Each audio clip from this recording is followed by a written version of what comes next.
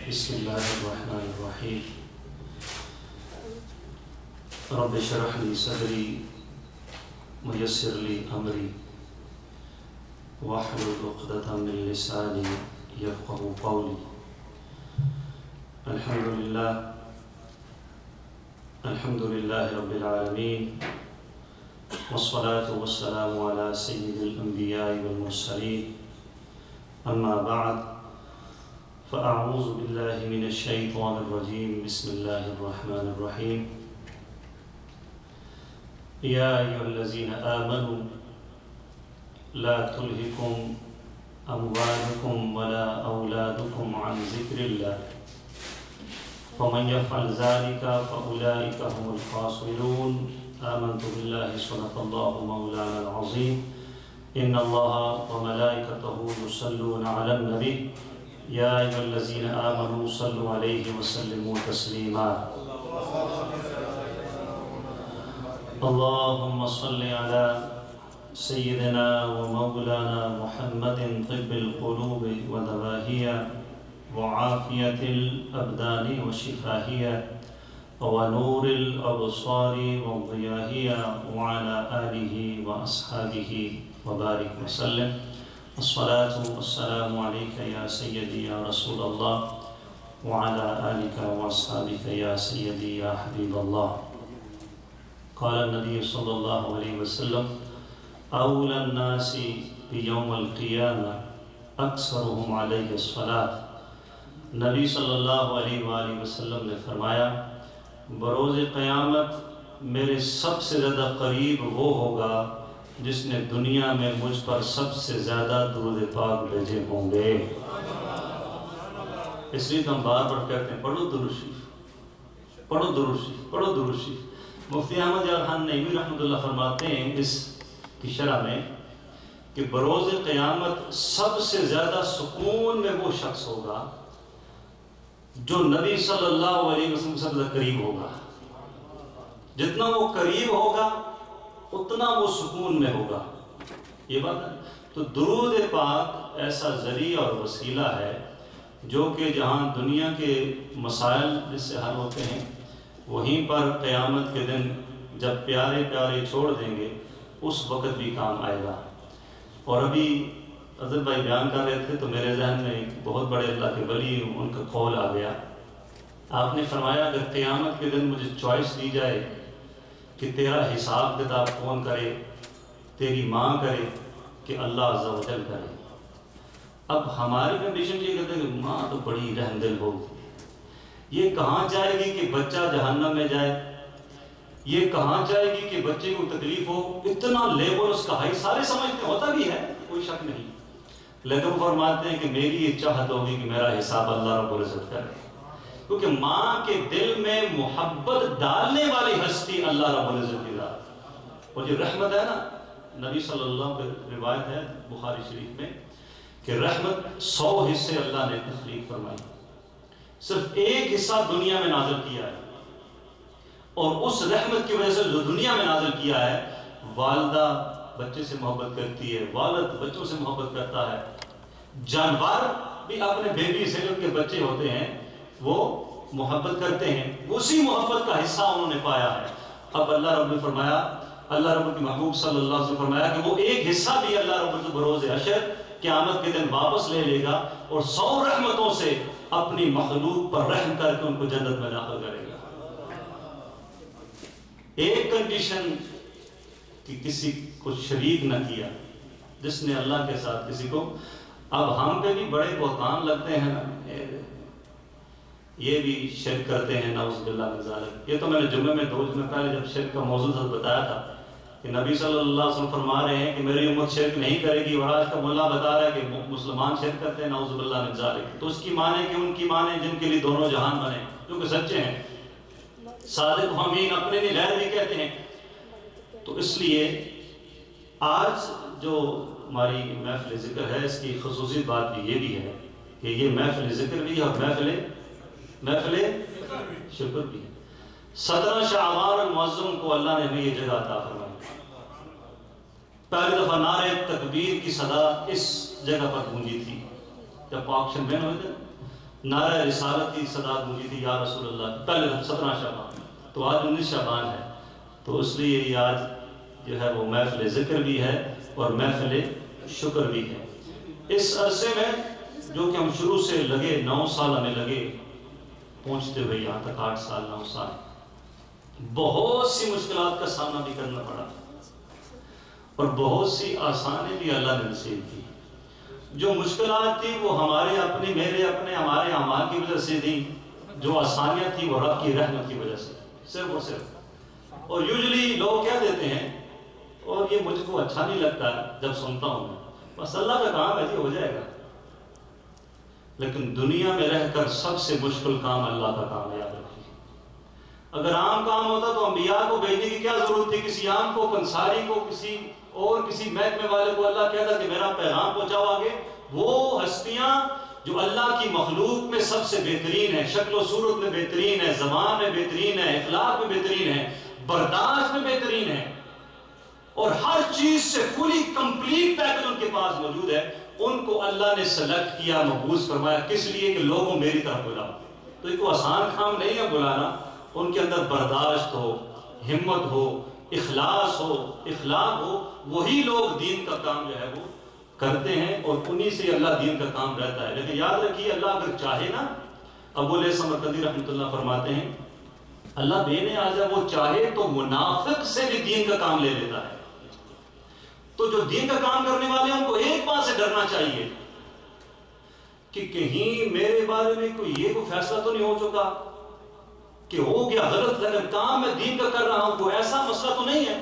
تو دین کا کام کرنے کے ساتھ ساتھ اس کو اپنی یہ جو اور حالت ہے، پریپریشن ہے، یہ بھی ساتھ کرنی چاہیے کہ کہیں یہ کو میرے بارے میں فیصلہ تو نہیں ہو چکا، خفیہ تدبیر کہ کام بھی لے لے رب اپنا، اور پھر اجر میں کہے تو اندر سے اور باہر سے اور تھا، جس میں نے جمعہ میں بیان کیا، ظاہر اور باطن اور۔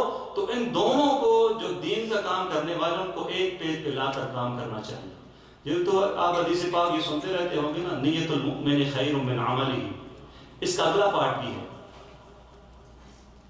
کہ عمل منافق خیر من نیتہ، جہاں مومن کی نیت اس کے عمل سے بہتر ہے، وہاں منافق کا عمل اس کی نیت سے بہتر ہے، کیونکہ نیت اس کی خراب ہوتی ہے لیکن عمل ہو جاتا ہے۔ اس لیے بعض صوفیاء فرماتے ہیں آپ ان لوگوں کو بدوائیں نہ دیا کریں، بڑے کام ان کی وجہ سے ہو جاتے ہیں۔ اگر پیسے نہ دے دکھلانے کے لیے تو پل نہیں پڑھ سکتے ہیں، کنویں نہیں کھود سکتے ہیں، رستے نہیں بنتے ہیں، مساجد نہیں بنتے، وہ تو اپنے تئیں اپنی مشہوری کے لیے کام کرتے ہیں، لیکن کام دین کا ہو جاتا ہے۔ تو اس لیے وہ بھی اپنے تئیں جو وہ کرتے ہیں، لیکن ان کو برا بھلا نہ کہا کریں کہ ان کی وجہ سے کوئی نہ کوئی کام جو ہے وہ چل رہا ہے۔ بہرحال اہل سنت والجماعت پر اللہ کا احسان ہے، جو میں تو 9 سال کی میں جنہوں نے نچوڑ یہی ہے، اگر یہ اپنے عقیدے پر صحیح رہیں اور 100% صحیح رہیں تو پھر غیب سے ایسی مدد ہوتی ہے کہ بندہ خود کہتا ہے یہ کیسے ہو گیا ہے، لیکن ایک کام اس نے کرنا ہے، اپنے عقائد۔ آج میں حدیث پاک بھی لے کے آیا ہوں انشاءاللہ، وہ حدیث پاک میں نے آج تک کبھی بیان نہیں کیا، آپ نے بہت دفعہ سنی ہوگی، کبھی میں نے بیان نہیں کی، لیکن آج کروں گا، کیونکہ میں نے کہا کہ آج جو ہے وہ الحمدللہ اللہ نے جو احسان کیا اس کو شکر ہے، اور شکر اس کی وجہ سے بھی ہے کہ ہمارا تعلق کس سے ہے، ہم اہل سنت والجماعت ہیں۔ عن ابن عمر رضی اللہ تعالیٰ عنہ قال قال رسول اللہ صلی اللہ علیہ وسلم لَيَأْتِيَنَّ عَلَىٰ أُمَّتِي كَمَا عَتَىٰ عَلَىٰ بَنِي إِسْرَائِيلِ۔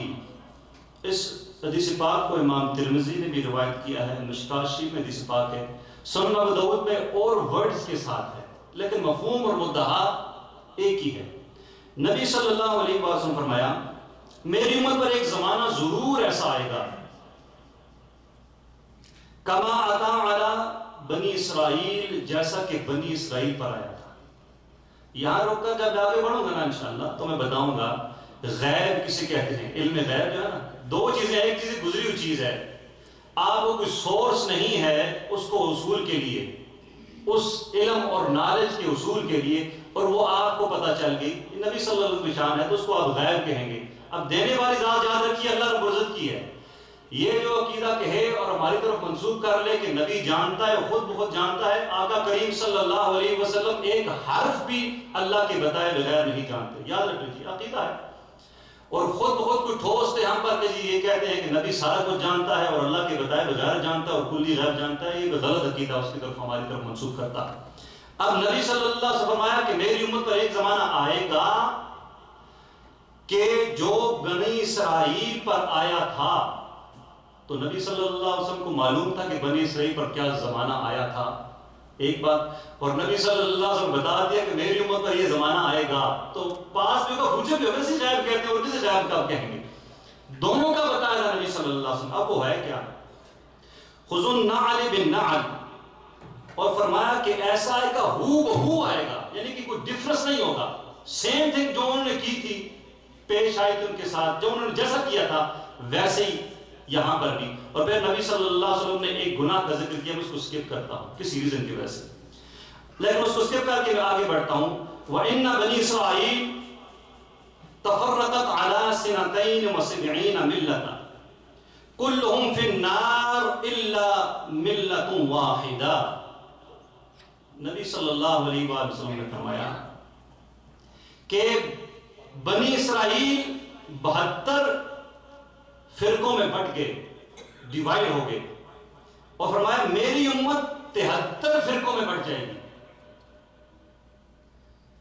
کلہم فی النار، سب آگ میں ہیں، الا ملت واحدہ، سوائے ایک کے۔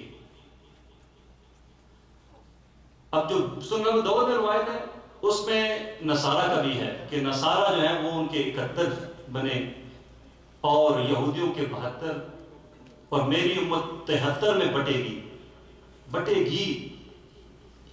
اب اس نے فرمایا جتنے باقی ہیں وہ سارے نار میں ہیں، آگ میں۔ آلدو میں محدثین کرام کی وہ جو شرح ہے، ایک مکتوبات میں امام ربانی بھی ابن کلام کی، اس کے ذکر میں ابھی نہیں کرتا، لیکن اس میں یہاں پر الا ملت واحدہ، ایک جو ہے وہ جنتی ہے۔ قالوا من ہی یا رسول اللہ صلی اللہ علیہ وسلم، صحابہ نے فوراً کہا یا رسول اللہ وہ کون ہے، جو ایک ہے وہ کون ہے؟ فرمایا قال ما انا علیہ واصحابی، وہ ہیں جس پر میں ہوں اور میرے صحابہ ہیں۔ تو یہ میں ہے نا، یہ اہل سنہ ہے، سنت ہے، میں یعنی سنت کی باری، اور جو اصحاب ہیں وہ کیا ہے؟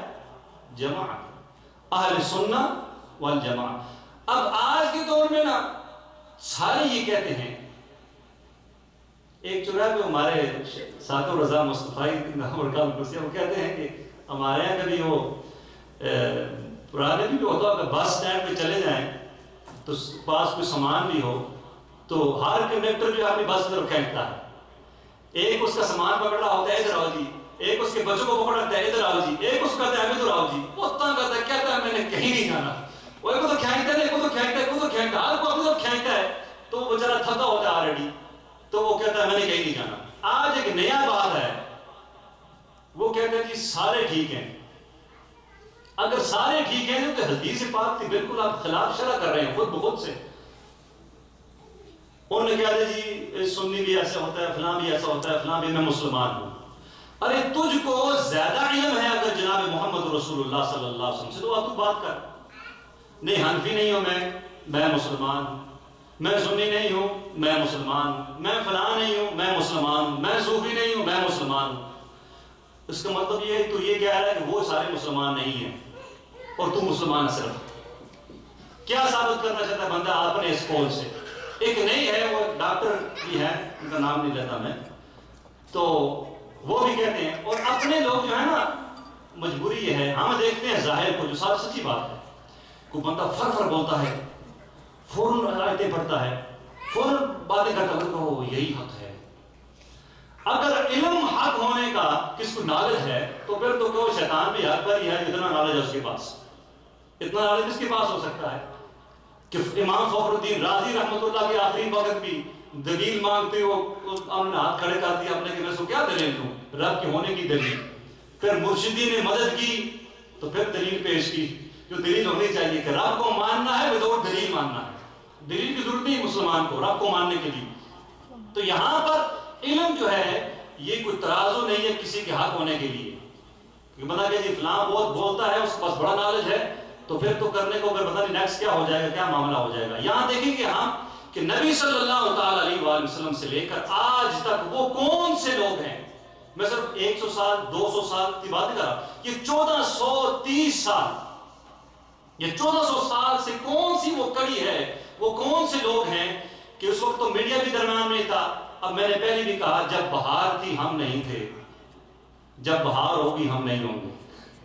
ہمارا تو وقت ایسا آ گیا نا برابر، پر اس پر بھی اللہ کا شکر ہے کہ ہم الحمدللہ قائم اور قائم ہیں۔ جب اہل سنت والجماعت کا وقت تھا، ایون بیت اللہ شریف کے اندر 4 مصلے تھے اور کوئی اعتراض نہیں ہوتا تھا۔ امام شافعی اگر کہ مقلد لوگ شافعی وقت کے وقت اثر ادا کرتے وہ کرتے تھے، احناف کا مصلی نہ تھا، وہ حنفی وقت داخل ہوتا تھا اس وقت نماز ادا کرتے تھے، کسی کو فورس نہیں کیا جاتا تھا کہ ہاں جی وقت اتنا لکھ دیا گیا ہے تو آپ نے سب کبھی نماز ادا کرنی ہے۔ سمجھائیے آپ کو میری بات؟ تو اب یہاں پر کیونکہ الحمدللہ اللہ کا ہم پر احسان ہے، اور اب یہ بات میں نے کیوں کی، اس لیے کہ یہ مرکز بنانے کے پیچھے یہی چیز تھی۔ ہم کو کسی سے ذاتی اختلاف نہیں ہے، بزنس کا اختلاف نہیں ہے، جس کو